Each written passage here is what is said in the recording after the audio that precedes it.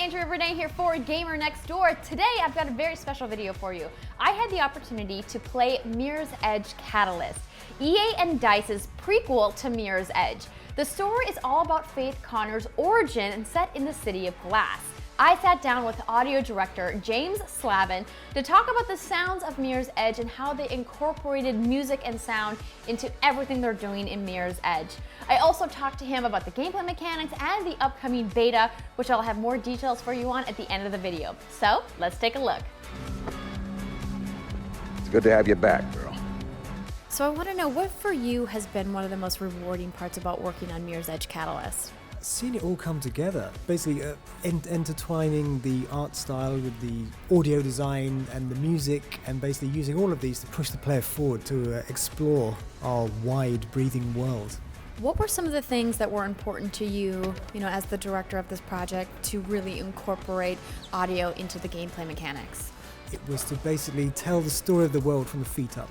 So all the surfaces you walk on, they basically colour your journey through the world. You go from gravel to metal to marble to glass, and they all tell a slightly different story of the environment you're in at that time. So it's to get all of those details correct.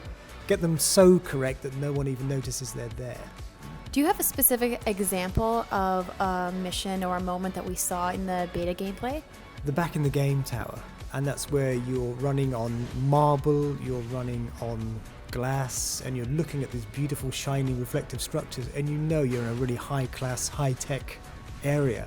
And that's where everything sort of gels together, both sonically and visually. And it's that kind of artistic intertwining we really want to get right for everywhere, basically. When you make an experience like this, it's important to be as watertight as possible with what you project to the player. And if anything's out of place, then you've failed. So you want to make everything just so. And the key word is elegant, so that we try to make the movement as elegant as well. It's forceful and it sounds gritty sometimes when you wall run, jump and roll and slide and everything, but it should feel correct. It basically, if that sound wasn't there, it would be a camera just hovering through space. So we needed to give you friction.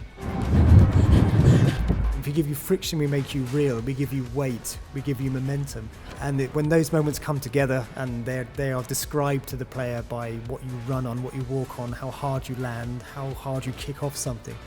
So it's basically trying to get all of these lovely realistic elements into the game without anybody really noticing, but the power is there. How important is momentum in the overall, gameplay mechanics? When you're running, we do a couple of things with the audio mix, for example. So we change the music when you run. The faster you run, the more percussive elements and drum beats come in. If you slow down, then we start to bring the drums and rhythms back, so that you're unconsciously driven to keep going fast. We want to encourage you to explore. We want you to stop and look around as well, but we also want you to just charge forward and read the environment and slide under things and wall run over obstacles and just feel the freedom and the slickness of getting around the world in this very unique way, because I think this is quite a unique project, personally, for me anyway. The combat is quite different this time around than it was. No guns anymore for Faith, and obviously that means a lot more work for you guys from an audio perspective, all of those kicks and slaps and things. So what for you was, the most challenging about, creating a specific sound for the new combat system? There were two versions of combat.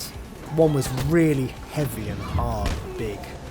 And then I did another version which was lighter and more detailed. And then I played to the combat designer, and there was some discussion about which one to go for, because I opted for the quieter one, because I thought that was better for our game, because even though it's powerful, it was more detailed. And what I wanted to do for that was, if you punch somebody in the face, you'll hear their helmet crack and you'll hear them grunt. If you hit them in the neck, you'll hear a different slap sound and the guy will choke. If you punch him in the stomach, he'll make a winded noise and you'll hear a deep body punch. So the idea was to basically describe combat so you knew what you were hitting where with your eyes closed. So stringing together lots of little sounds to tell you what's going on and have a big payoff at the end. So the open world traversal is something that's also new for Mirror's Edge Catalyst, and it utilizes runner vision. How did you guys incorporate what you do on your team into the new runner vision mechanic? There's a sound on the runner vision ribbon, which you only hear if you stand still. It's quite quiet. It kind of goes, it follows it, and that's there because when you're running, you don't need to hear it because you're looking at it. But if you ever get lost, then you'll hear it directionally. So, oh, it's behind me, just to sort of highlight if you ever get lost. Don't get lost.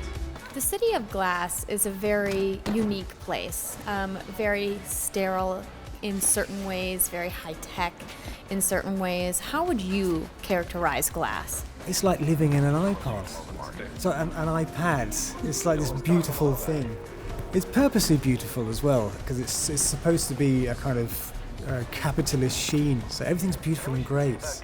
Yeah, you're working really long hours and you have to keep impressing your boss. And we have propaganda speakers telling you to work harder, you'll go further, all of that stuff. So it's lovely and clean and shiny, but it comes at a cost. Most certainly, otherwise Faith would never get any work.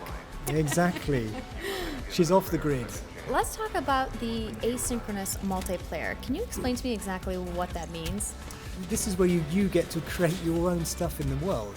So you can create your own races and your own time trials. And what you can do is you can drop markers and create a huge race, and then you can save it and you can keep running it yourself until you get the best times, and then you can beam that out to your friends. You can project it to them so they can now be challenged to beat your score.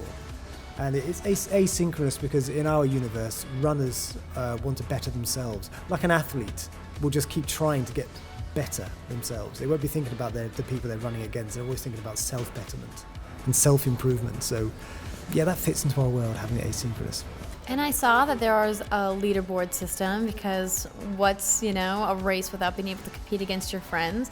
How was your performance compared to your colleagues? We were testing this last year, and another friend on the dev team, we were going at it like hammers and tongs. We were like, right, my go, and we spent a whole hour just trying to beat each other, and it was so much fun. So hopefully online people will do the same thing. Let's talk specifically about the beta. What is your team hoping to learn from the beta? So basically, put it out there, and the people who care will tell us if they can exploit it, if they can break it, and then we can say, thank you very much. We shall fix this. So, are you expecting to see any specific trends in the way people move through the world? What I hope is that people get back to saying, I can't believe how fluid the movement is now. That's what I'd really like. It's kind of important to me because of all the sound design that's incorporated into that movement, that's the thing that people just go, yes, at. So I hope the kind of the breadth and width of the city and being encouraged to just charge through it is something they get back and say, nice one, thank you for doing that. That's what I really hope. One last question. For people who maybe missed the original Mirror's Edge, what would you say to them to get them excited about wanting to try Catalyst?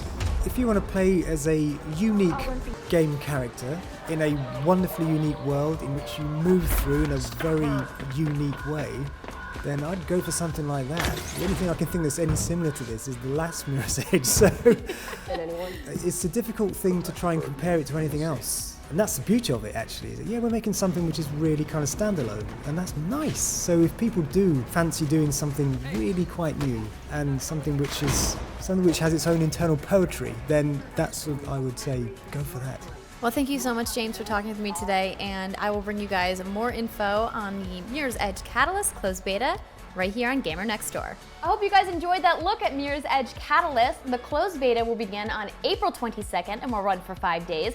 Hopefully you register because registration is now closed, but if you did, keep your eye on your email inbox. You should get your code by April 23rd. If you're going to miss out on the beta, no worries, the game comes out soon. It's going to launch on May 24th for PS4, Xbox One, and Origin for PC. Let me know what you guys thought about the gameplay. Tweet to me at Andrea Rene, and thanks for watching Gamer Next Door.